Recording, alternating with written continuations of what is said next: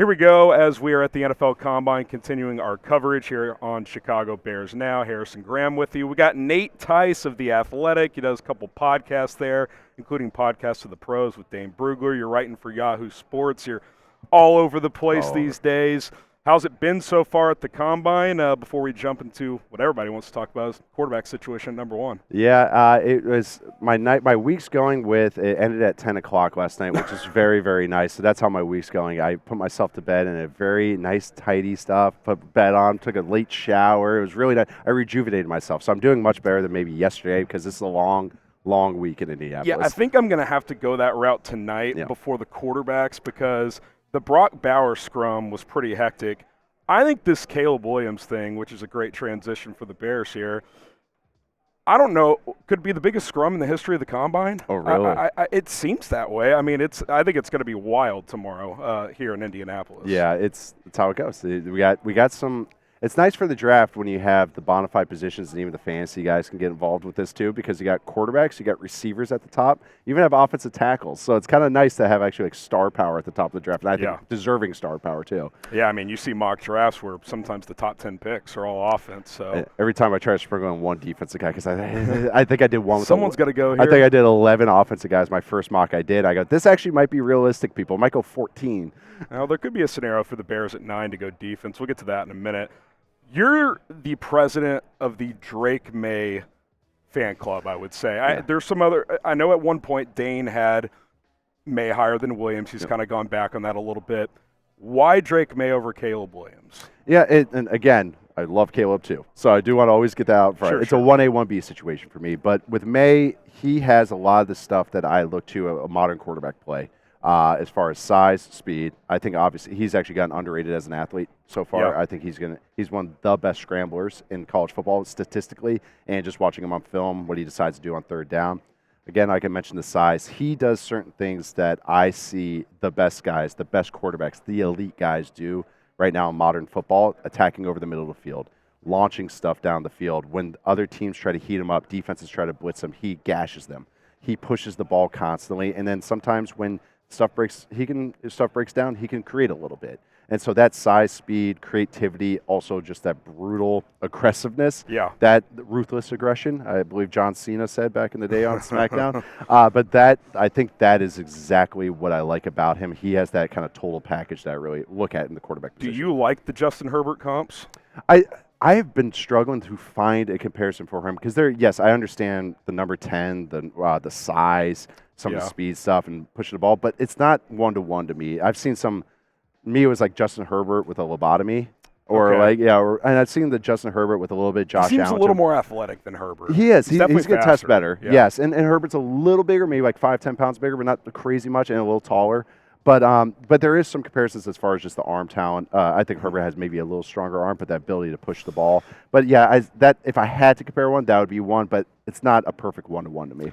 I've heard like a Herbert-Burrow hybrid. I don't know if you've said that, where it's like Herbert's fastball is clearly more than Maye's, like on those intermediate balls, but he almost has a better touch than Herbert does as a thrower, which is kind of the Burrow, just him to layer those footballs in there. That's actually a good one. That was not me, but I might steal that one. Okay. But tip jars over here. Yeah, no, that little that little touch though is exactly that layering over the middle against zone, against guys where they have to go over the linebacker while also creating yards after catch opportunities. So that is a good one because, yeah, like you said, Herbert has almost a rare arm as far as arm strength, or excellent arm, I would say, while I think Maye's on the scouting scale is very good, and Burrow's is more above average. So I think that middle ground is actually kind of a good comparison. Let's talk about Caleb Williams now. A lot of chatter increasing there. Reportedly met with the Bears last night, as probably several other teams as well. Why do you think, even though you like Maye a little bit more, he would be a good fit in Chicago, and do you think he would mesh well with Shane Waldron's offense? I do.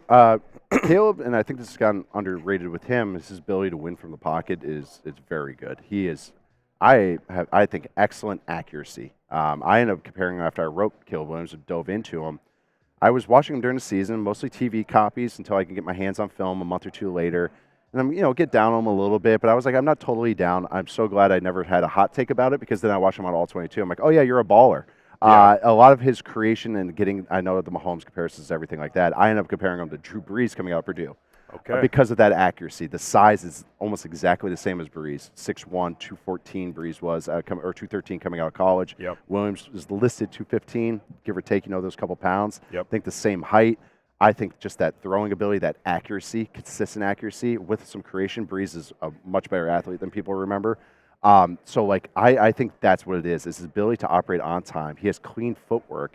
Then he can do the creation stuff that gets the highlights, but his down-to-down stuff is very real. And why he has to do the creation was because the offensive line was losing or two guys were running the same route, and that's why he had to do it. So I think he's just a great operator of the offense and can do the creation stuff. Yeah, I think looking back, and you've seen more of this like kind of emerge publicly just with people breaking down the film, is I don't know if we've ever seen an offense collapse just from an X's and O's standpoint like we did with Lincoln Riley's offense this year for a guy who's one of the most renowned offensive guys in college football. Yeah. I'm sure a lot of it was personnel based, but it was just unreal how much it fell apart. And Caleb, just knowing the defense was a disaster too, I think felt like he had to save the day on not every game, every play. Yes. Which I think led to some bad habits. It did, and I could see him trying to win from the pocket and prove like, hey, I'm not just this creator and all this stuff. Like I'm not just this ad lib guy.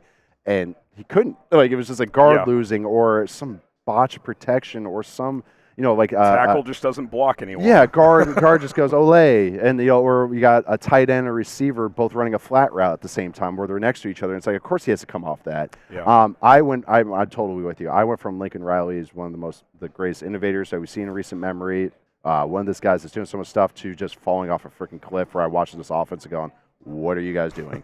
What is that? And apparently, it wasn't enough to make the Commanders not take Cliff Kingsbury, who was a part of that offense. And I don't know if he had what his influence on it was. That's going to be interesting, yeah. Yeah, but it shows how important offensive line is because that's Lincoln Riley's secret sauce at Oklahoma was having some dudes up front, and that helps you do all the kind of other stuff down the field. But he didn't really have that in L.A. I want to talk number 9 pick scenarios in just a second, but real quick on Jaden Daniels. To me, like my order, and I'm no expert, Williams, Maye, decent gap Daniels, next chunk of 3. That's kind of how I layer it. Can Daniels get into that conversation? I personally don't see it because for your reason with Maye, he doesn't throw over the middle. At all. At all. At all. I saw a breakdown today where it's like it's under 9%, I think. Yeah. Might have been mine. I wrote about him, so that's it. The only quarterback that's been drafted in the top 2 rounds since 2020. The only quarterback that threw over the middle less than Jaden Daniels was Justin Fields. And that's been an issue. If you're the Bears and you're going to make a change. Yes. And why would I draft a guy that's 30 pounds lighter than Justin Fields who has and they're basically the same age. They're not that much age difference, who's had so many starts. Why would I do that when he has the same negatives that really I don't see a lot of quarterbacks overcoming it? It only gets harder to operate over the middle. So if that's not part of your game, I'm with you. It's Maye Williams, and I think they're clear elite type talents. I have maybe a larger gap, and then it's Daniels, and actually McCarthy's grown on me as I watch more and more of him. Seems to be a lot of upward there. Trust me, if you told me that a month ago that I'd have Daniels and McCarthy near each other, I'd be like, no way. But now that they've kind of squeezed a little bit, they also have size concerns to me. Yeah. Under 205 is a huge thing for me. I've done some studies on this, but under 205, there's not a lot of success there. So girth is a big thing for these two, and that's also why I have them a clear tier, maybe tier and a half below. The Daniels thing is just like, sure, if he could throw slot fades every play, he'd be awesome. Yeah, if you have two first-round receivers and a decent O-line, actually a good offensive system and everything. Yeah, that's it. He took the easy answer. He's throwing over the top. I just don't see that anticipation working like those layer throws. I like to see the other guys. Real quick, number 9 pick. Obviously, I think every Bears fan's dream, regardless of the quarterback stuff aside, is if Nabers or Odunze falls. I'm not sure how possible that feels at this point. I don't know how you feel about that. And then give me your thoughts on the receivers, and then I got a hypothetical for number 9, depending on how things could fall. No, I think this is a great receiver class. Obviously, Harrison Jr., who will go, should go 1. I can't believe people are saying Nabers is close to him. But having said that, I think Nabers and Odunze are easy top 10 graded guys. Yeah, they're awesome. And 2 different flavors, which I really like, which is really cool to see because you see some eye of the beholder stuff with that. I think those 3 are – I'm a tough receiver grader. I always think receivers are the cherry on top, not the thing you want to build around. Those 3 to me are legit top 10 type talents that are like you can be the alpha of your passing game. And then there's some other guys like Brian Thomas, A.D. Mitchell from Texas is really growing on me. Troy Franklin, I think, is interesting as like a second-round guy. And there's other types on top of that, Ladd McConkey. So it's a awesome receiver class. I think Dane, who you guys just had on, who I do the show with, I think he has 18 receivers in his top 100. Wow. It's a loaded. Seems like it's more and more every year. I know last year was a bit of a down year at the top at least, but yeah, and that it was different flavor. Like last year was a whole bunch of kind of mighty mites, and then this year it's actually some like X's and real size that can win on the outside. Would you trade up if you were the Bears to get one of those three? I'm hearing that kind of being more and more. I wouldn't, but I understand it. And again, it's a loaded receiver class, so it's like, all right, what if I get a guy that maybe has a tier below or half tier below and don't reach or anything like that? They might actually, one of those guys still might fall. You might have 3 quarterbacks, you might have some tackles, somebody might reach on a defensive guy who might be a tier below. So it still might be there. So I don't know about the trade up, but I understand some of the argument. So hypothetical at 9, 3 receivers are gone. Only 3 quarterbacks have gone at this point. The big 3. We'll say Daniels is that number 3 guy. Bowers is gone too. Oh, okay. Because my fallback is like, just take Bowers. That's I thought I was like, oh, I already got an easy answer. Jim Harbaugh takes him. Yeah. Whatever. Do you go tackle? I think trading down is certainly something you very much entertain. Obviously, edge is an option as well. Where would you lean at that point? Let's say trade's off the table. Tackle or edge? Where would you go in that direction? I would prefer tackle just because I think the upper tier of this tackle class is better than the upper tier of the edge class. Yeah. Dallas Turner from Alabama is my edge 1, but it's almost by default. I consider him more of a back half of the first round type of guy, but he might go edge 1. Yeah. So like that's like a little rich. I would almost want to go tackle. I really like the tackles that the Bears have. I like Braxton Jones, and I really like Darnell Wright. Right. But are you going to bump one of those? Robin Pierre to pay Paul. I'm blanking on his right now. Washington offensive tackle. Fatnu. There's Fashanu, Fatnu, Fuaga. It's so many vowels that start with F. Fatnu, who's a left tackle at Washington, I wouldn't mind him trying that right tackle, but I think also a lot of people have him at guard. Yeah. And I think he's a top 20 type talent. Right. Having said that, some of that versatility helps. But that's a guy that, if we can trade back 3-4 spots and get him, I actually think that's a nice consolation prize. Yeah, I think in my hypothetical, ideally you just trade back. And you get more, because I think the Bears would like more picks anyway, because, look, you have 2 in the top 10, but then you don't pick till 75. Now, ideally, if you trade Justin Fields, you get a second-round pick or something like that. But, yeah, it'll be fascinating. I think the dream is if a receiver falls there, but you also know Ryan Poles, like, if he loves one of these tackles and he's like, I pair this guy with Darnell Wright for the next decade, like – we'll just get our best 5 out there. Yeah. We love you, Braxton. We'll figure out another spot, or maybe you trade him for like a 3rd-round pick. Who knows? Hope you like guard and like maybe it works at guard. But no, that's how offensive line, man. It's so hard. I know Bears fans know this more than anyone. It's so hard to find guys, and if you got a chance to get a blue chip guy, you take it. It's a premium spot, and it's really hard. You can't ever acquire these guys. They rarely hit free agency. You rarely are open for a trade. There's barely any Trent Williams or Teron Armsteads of the world that happen like that. It's just not. You have to draft these guys, and you have to draft these guys high. Look at all the all-pro offensive linemen. It's usually first rounder. Yeah. You have to invest.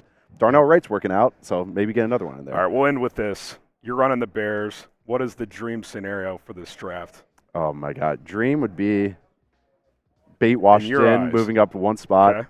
Getting a little bit more there, taking the other guy, because I do think Caleb and Maye are near each other enough, and I know that, again, this is a dream thing. Get those picks, and you get the other guy, move on from Fields and all that. And so when you say the other, whoever Washington does not take. You would think they would take Caleb with the Cliff connection. Yes, exactly. Either way. You never know. You never know. I know. Be interesting. Yeah. He's Nate Tice. You can follow him on Twitter, X, whatever we're calling it these days, at Nate_Tice. He's writing for Yahoo Sports, a couple of podcasts on The Athletic. Go check him out.